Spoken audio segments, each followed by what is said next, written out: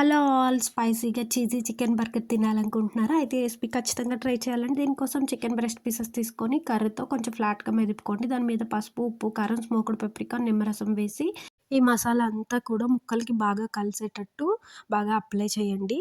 తర్వాత 2 టేబుల్ స్పూన్ల మైదా పిండి తీసుకొని ఉప్పు, కారం, స్మోక్డ్ పెప్రికాన్ వేసి కలిపి పక్కన పెట్టుకోండి. అలాగే మనం మసాలా పట్టించినటువంటి చికెన్ బ్రెస్ట్ పీస్‌ని తీసుకొని పిండిలోకి డిప్ చేసి కూల్ వాటర్‌లోకి ఇంకొకసారి డిప్ చేసి మళ్ళీ ఈ పిండిని ఇంకొకసారి కోట్ చేసుకోండి.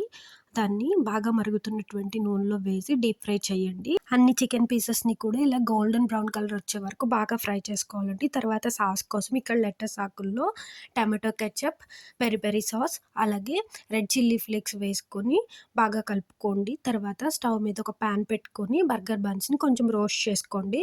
ఇప్పుడు అలాగే ఆనియన్స్, కీరా, టమాటో అన్నీ కూడా కట్ చేసి పక్కన పెట్టుకోండి.